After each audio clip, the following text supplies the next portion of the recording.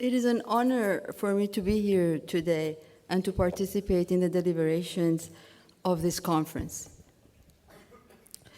The overall topic we are considering is of great importance to the progress of the faith.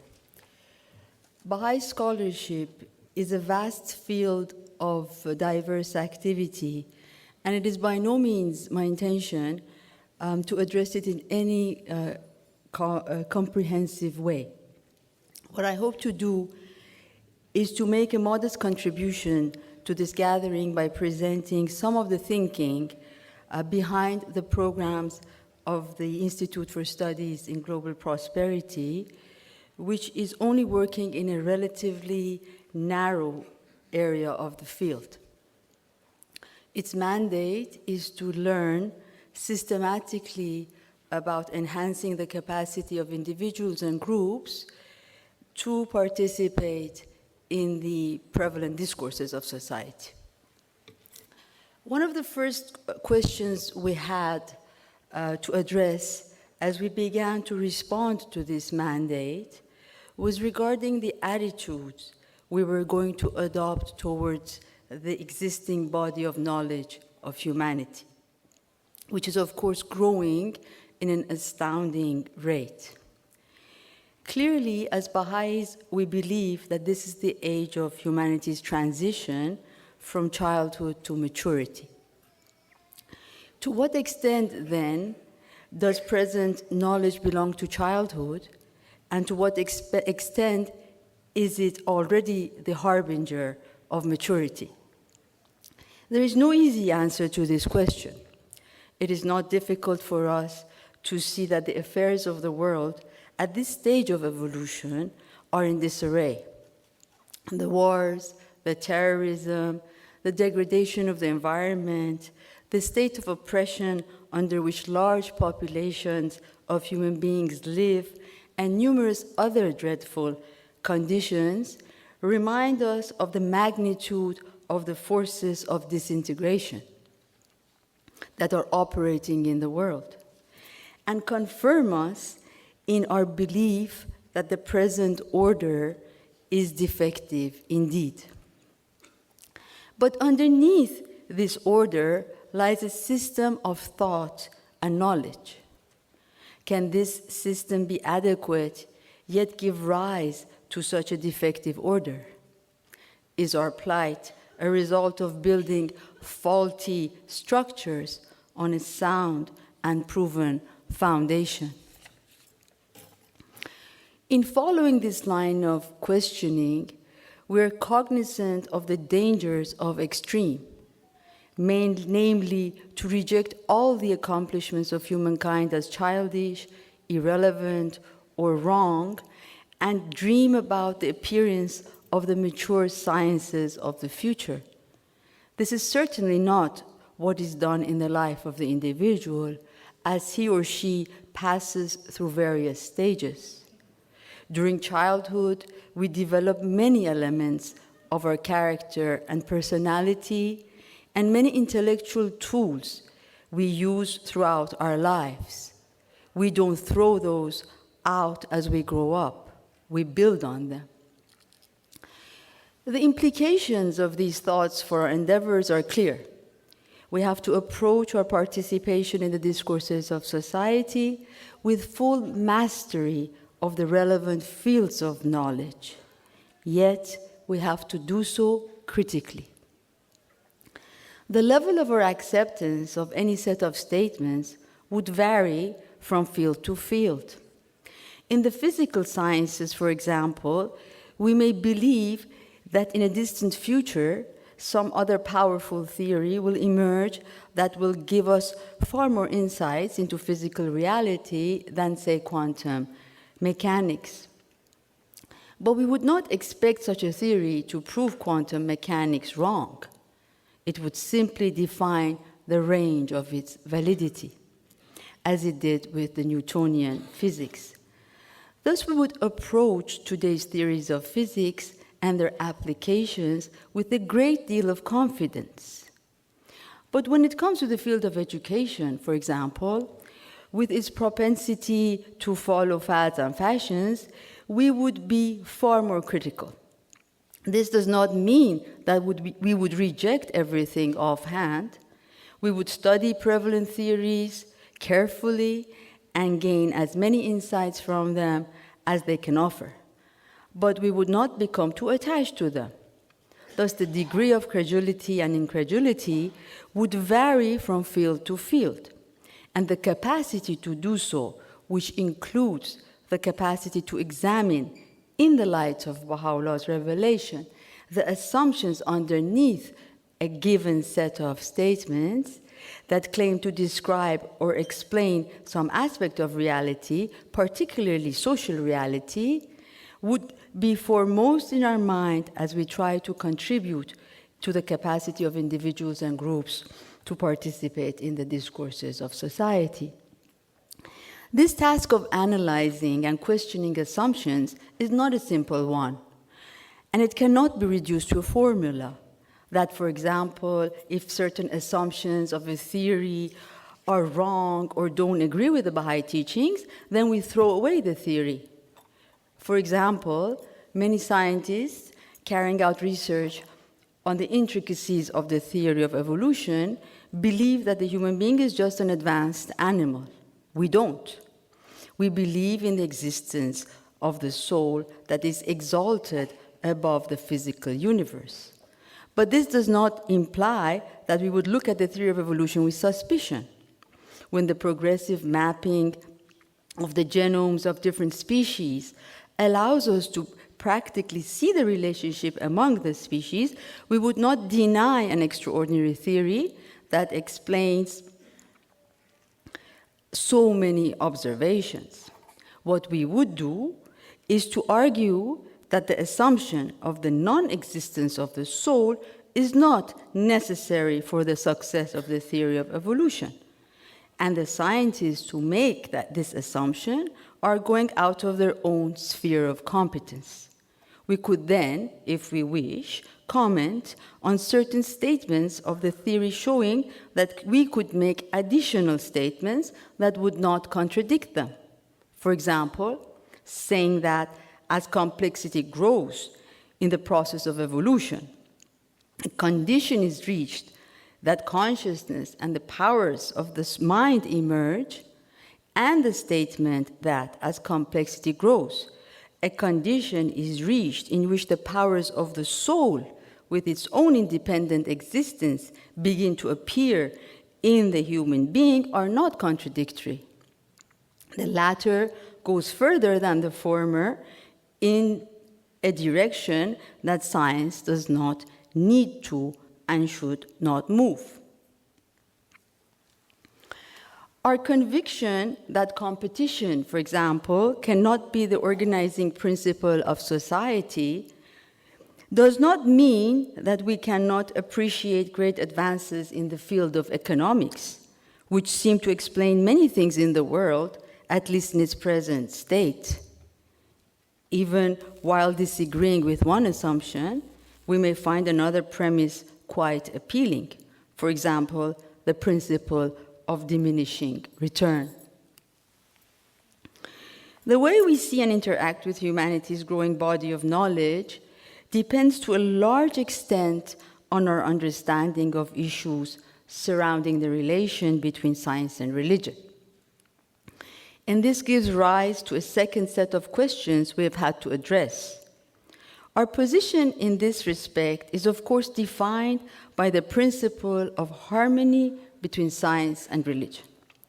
But we found that there are a number of ways this principle can be understood by Baha'is according to each person's views on science and religion. For example, one could... Thank you so much. For example, one could hear statements here and there, probably based on our shared belief that Baha'u'llah had access to all knowledge, implying that in principle it is possible to find all truths of science by reading the scriptures if we became spiritual enough and equipped with the right kind of hermeneutics. There are also statements reflecting, usually inadvertently, a secular position that the truths of religion will finally be explained by science, and that the language of religion is a useful but pre-scientific way of explaining things that science will gradually explain. A more widespread view, based, we thought, on a partial reading of certain statements of Abdul-Baha, separated science and religion sharply from each other. Science finds truths in the empiricist version about the universe and society, and religion provides the values needed to exercise science properly and to put such gifts of science and technology as the gifts of science as technology, the knowledge of systems and processes, and scientific explanations of human behavior into good use. Without entering into debate on the merits of such views, we decided that they were not adequate for our purposes. As it turned out, a deceivingly simple statement about science and religion, already put forward by a partner organization, served us well in our subsequent explorations. To speak of science and religion as two complementary and overlapping systems of knowledge and practice provided us with a language that facilitates the analysis of the two systems in comparable ways, and enabled us to focus on the role of knowledge in the civilization building process in which the Baha'i community is engaged. I should remind us at this point that these discussions were carried out in relation to our mandate to help the Friends enhance capacity to participate in some discourses of society. So little wonder that as our ideas about the harmony of science and religion were taking shape, we decided to promote a discourse on the role of science and religion in development with theoreticians and practitioners in the field. There is, of course, already a growing conversation about science and religion worldwide, but we decided to anchor the discourse in the process of social and economic development of the peoples of the world, hoping that we would get insights into the way the two systems contributed to the advancement of civilization. Our efforts actually evoked encouraging responses in the few countries where the discourse was launched, particularly in India, Uganda, and Brazil. But soon, we had to face the limitations of human resources in our own community to sustain and coordinate the many activities that were emerging. The urgent need to increase the community's capacity to participate in the discourses of society had become once more apparent. Although we could not keep expanding what was proving to be a very rich experience, we were able to learn a great deal about what we had to do in our capacity building efforts. Some of the concepts we had discussed in the context of science, religion, and development were essential for the conceptual framework we had to elaborate for these efforts. Faith, reason, rationality, objectivity are good examples. A definition of faith given by Abdul-Baha in the context of religion would have to guide our conversations with those who placed faith and reason in opposition to one another. Faith, understood as conscious knowledge and practice of good deeds, by no means implies passivity, blind imitation, or ignorance. Faith in the existence of order in the universe, the laws of which are accessible to the human mind, is conscious knowledge essential to the practice of science. No one would argue that the certainty with which scientists hold this article of faith is a result of fuzzy thinking or of deep-rooted psychological needs. Most see it confirmed by the extraordinary success of the system of knowledge and practice we call science. Then why would faith in the inherent nobility of the human being in the strength of justice, in the power of unity, or in a vision of transcendence above the animal condition be the outcome of blind imitation, irrational thinking, or plain ignorance. As to reason, our concept of religion clearly demands the full employment of the human faculty we call reason in the generation and application of knowledge with which religion is concerned.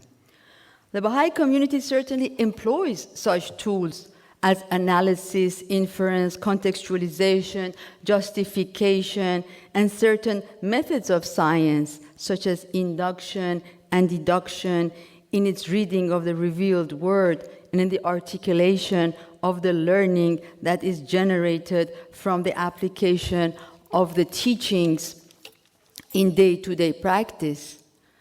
Let us take the equality of men and women, a fundamental truth about human reality, as an example. The Baha'i community accepts the statement that the reality of the human being is his or her soul, and that the soul has no sex, no race, color, nationality, or social class for that matter. Having accepted this as a truth, it has strived since its inception to express it in its own practice and its contributions to the life of society. Has not this effort been an entirely rational one, using the various powers of reason and some of the methods of science?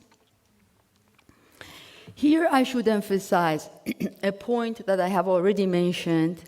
To say that we use scientific knowledge and methods in the application of the teachings to the life of our community and towards the progress of society does not mean that science and religion are collapsed into one amorphous body of knowledge and practice.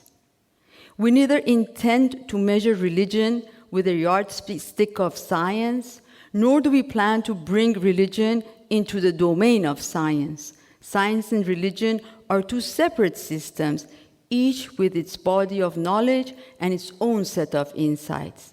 Any attempt to give a complete account of the world in terms of one or the other leads to false reductions. But this insistence on the fact that the two systems are distinct does not imply that we would divide our lives into two sharply separated compartments. I as a member of the Baha'i community, and I as a member of the scientific community. The governing principle in our individual lives, and of course in all our collective lives, is coherence between the spiritual and the material. In the context of this discussion, this implies that we would not force a separation between the insights we gain from science and the insights we gain from religion. These insights interact in our minds and help us advance in our understanding of reality. And as to objectivity, we constantly have to remind ourselves that objective does not mean true. Objectivity has to do with methods of inquiry and not with the essence of reality. There is a vast range of phenomena that can and should be studied through the application of methods that adhere strictly to scientific objectivity. But there is a far vaster set of phenomena that cannot. In the study of parts of this extended reality, as Thomas Nagel calls it, what may be considered subjectivity has to enter with force. And great parts of this extended reality don't lend themselves to study by human beings at all.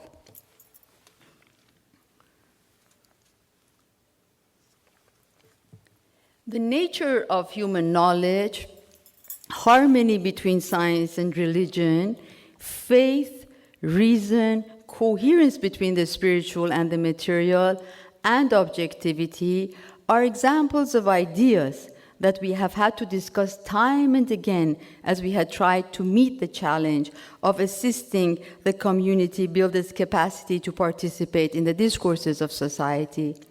This is not a place to go into details of a few programs we have come up with for this purpose according to the evolving conceptual framework we are trying to elaborate. Everyone here has probably heard of, and some have participated in the courses and seminars we are developing for university students, undergraduate and graduate. What seems important to mention here is that we have learned a great deal from our conversations in these courses and seminars. The students often speak of the strong materialistic views they encounter at the university, worldviews that utterly reject their most cherished convictions, leaving virtually no room for dialogue between science and religion. They tell us about their difficulty in expressing their ideas freely, lacking the mental tools to identify and analyze the basic assumptions underlying the theories they are presented.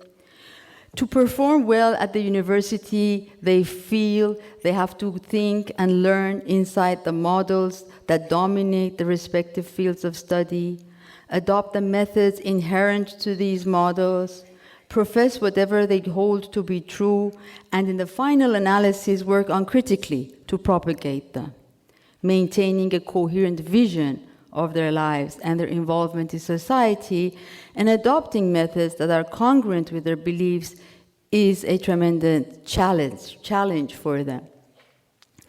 In response to such concerns, we try to offer them elements of a conceptual framework that they can each put together as their own, enabling them to take ownership of their education and to prepare themselves adequately to make contributions to their fields without sacrificing their religious beliefs or packing them conveniently in a corner of their lives reserved for religious life. I should mention here that the framework that could govern our participation in the discourses of society is not something entirely new, divorced from the framework that governs activity in other areas, particularly growth and social action. The way we understand the process of capacity building, to some aspects of which we are contributing, is that it seeks the enhancement of a number of interrelated capabilities in the believers that would enable them to focus sizable energy on the twin processes of expansion and consolidation, and at the same time assist interested individuals to lend their talents to social action and to furthering certain discourses in society concerned with the advancement of civilization. Courses and seminars for university students address the challenge of building capacity to participate in the discourses of society to some extent. For some time now, we have been thinking about tackling the question of research in certain areas of inquiry. I would like to say a few words about this aspect of our work, and in that context discuss a few other fundamental questions we have had to consider and which seem relevant to the topic of the conference. The initiative involves the development of capacity to describe and analyze, in the light of Baha'u'llah's revelation, certain global social phenomena. This is a vast area of endeavor that can potentially be approached in any number of ways. Our own capacity and the size of resources at our disposal impose limitations on the kinds of choices we can make. As we have now learned in relation to so many endeavors, it is only wise for us to start small and gradually add more complexity to our work. It seemed clear to us from the beginning that we were not to explore broad disciplines of knowledge, such as history, medicine, education, or economics. What we could do was to help individuals and small groups analyze the evolution of thought about a set of interrelated issues associated with the theme of importance for the life of humanity today. An initial review of some pressing issues led us to topics such as poverty alleviation, movement of populations from one geographic area to another, women's health, growth and development of cities, and the role played by mass media in shaping culture and forming public opinion. We decided to choose one of these themes and figure out how a group of people, grounded in the teachings of the faith, would go about describing the evolving understanding of humanity, of the issues involved. How would they study systematically the many facets of a given social phenomenon, and through consultation and reflection, develop a profound understanding of it? To begin the process, we chose the theme of global movement of populations. Let me emphasize here that what we would like a group of interested individuals to do with our help is not field research, say on some aspect of migration in relation to a specific population. We are only concerned for now with the first step of research, forming as thorough as possible a picture of the state of knowledge in an area of inquiry. The material for the study of our group, then, would be the studies of others, their observations, their thoughts, and their conclusions.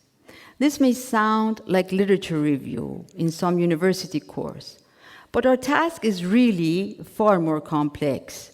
The question before us is this: if a group of people with training in relevant fields examine the body of the observations made about the phenomenon in question, scrutinize and analyze already offered by others, and sort through their conclusions, and at the same time explore their writings for thoughts that shed light on issues at hand, will their understanding of the phenomena be greater than prevalent ones? Will they bring an appreciable number of insights into the area of inquiry because they have benefited from the light of Baha'u'llah's teachings? There are different answers possible to this question. One is, don't bring religion into science. This, I have already explained, is not what we intend to do. The other is, of course they will, but then a whole set of issues related to capacity need to be addressed.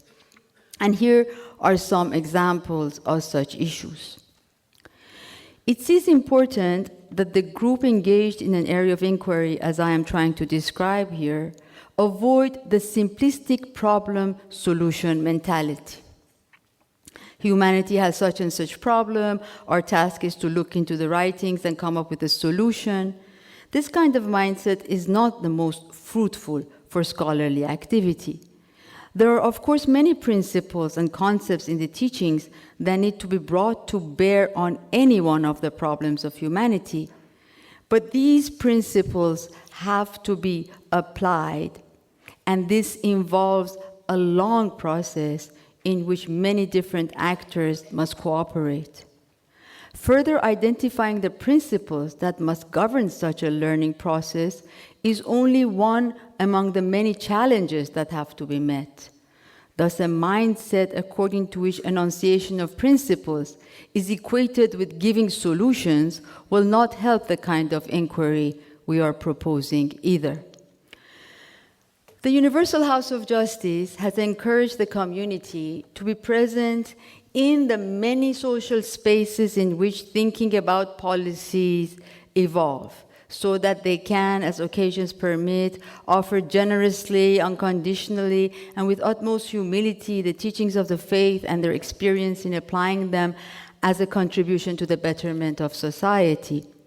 How to offer insights from the writings with humility, but with conviction, is a question with which we are all faced.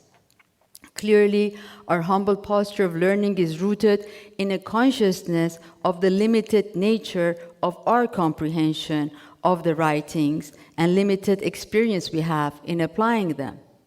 But at the same time, we must have an unshakable inner belief that Baha'u'llah's revelation is indeed a never-ending source of insight and guidance. The combination of such humility and such beliefs enables a group engaged in an area of inquiry to examine the social phenomena in question from a fresh perspective. But what do we really mean by a fresh perspective? This is clearly not a question we can answer easily. It is precisely what we have set out to learn. But a couple of examples from our efforts thus far may give us an indication of what our efforts to bring the light of revelation to illumine our understanding as we study and analyze the social phenomena may look like. Let us consider the views we hold about the present world order to which I referred before. The principle of oneness of mankind, we know, is not a mere call to cooperation among peoples and nations. It implies an organic change in the very structure of society. We anticipate change in the life of the individual and in the relationships that exist among individuals, communities, and institutions. We are certain that the economic, social, and political structures of the world will undergo profound transformation. The global movement of populations, which has assumed impressive proportion in recent decades, is certainly contributing to this transformation.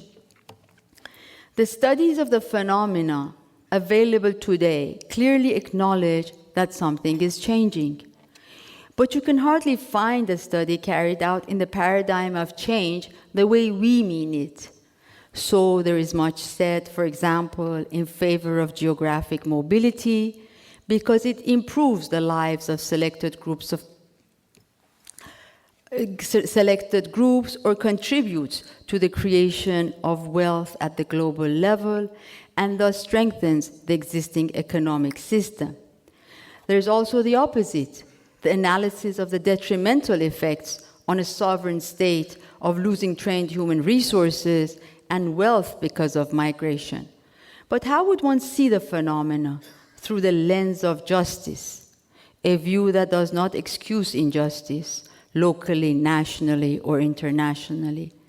And what insights would one get into the effects of global movements of people if one were aware of the operation of the principle of oneness of mankind and the resulting global civilization that is destined to emerge?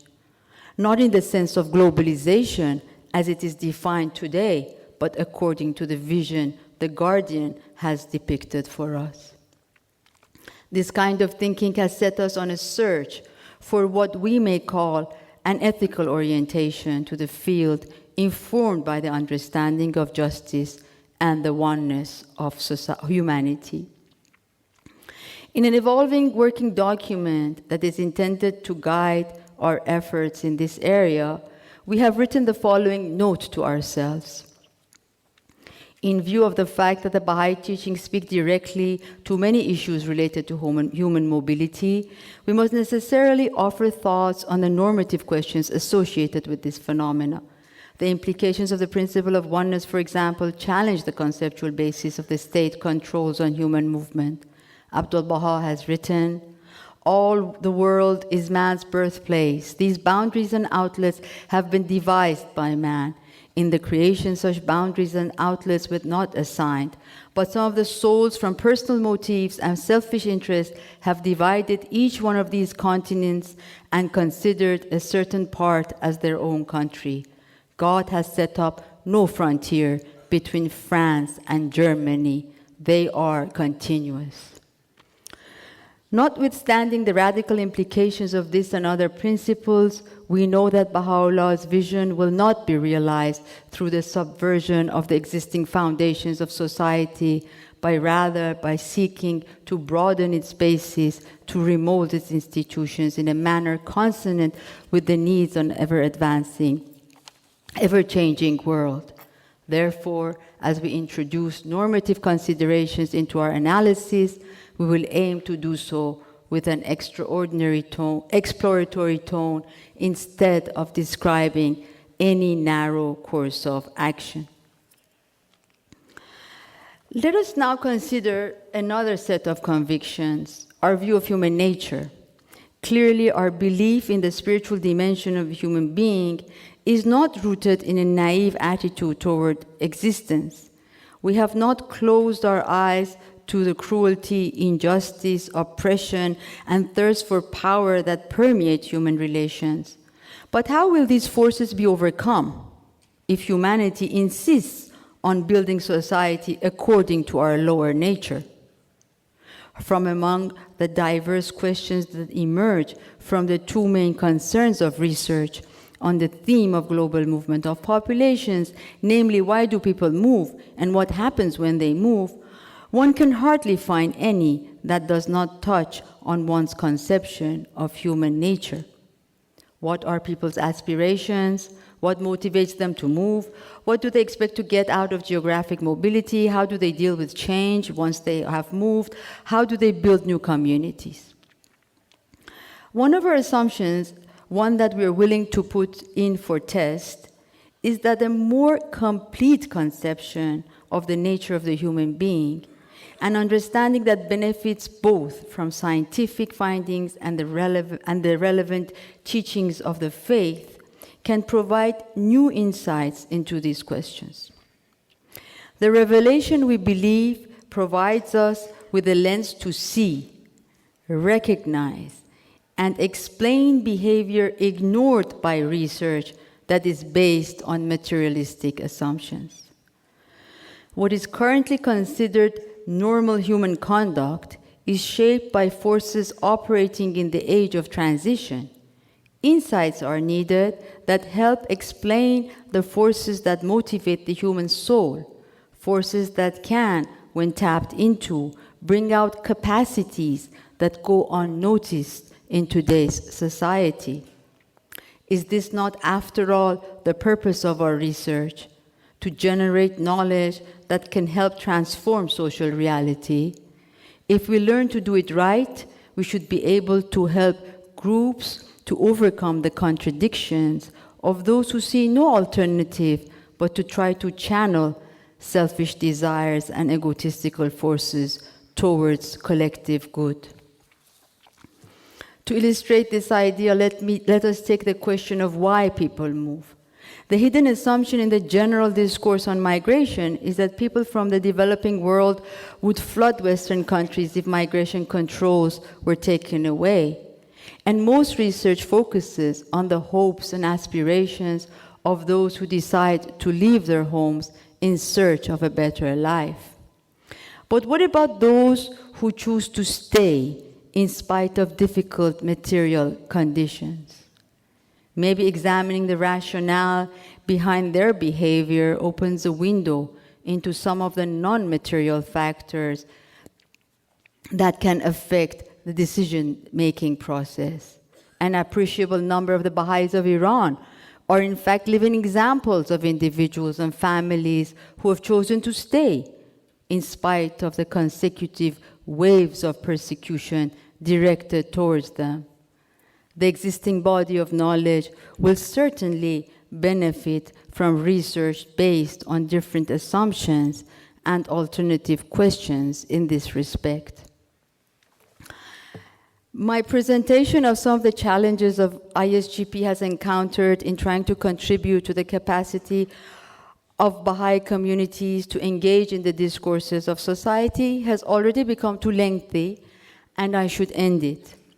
But I would like to share one more thought. When we talk about studying some social phenomena in light of Baha'u'llah's revelation, we need to remember that unlike the fruits of human intellectual endeavors we are used to, his revelation is not a step-by-step study of some narrow aspect of reality. It embraces all of reality as a whole. When we go to it for insights, we need to be careful not to fragment the teachings according to our own perceptions, zeroing on a few sentences or passages and coming up with formulaic statements that actually limit our explorations of reality, rather than constantly opening for us new horizons. Thus, in the study of the phenomena of movement of populations, we cannot focus only on suffering, but we must also describe joy. We must see light despite the darkness in which people and governments constantly get lost. We must be aware of the intricate connections between the processes of integration and disintegration. We should not forget that in real life, joy and sorrow embrace each other. Only in this way, the knowledge we generate in these first stages of inquiry can lead to processes of action and reflection in which the protagonist populations can participate. And the knowledge that will continue to be generated will help the disempowered victims of oppression become effective participants in the civilization building process in which we are all engaged. We need to always remember that this is the kind of knowledge we are seeking through our inquiries.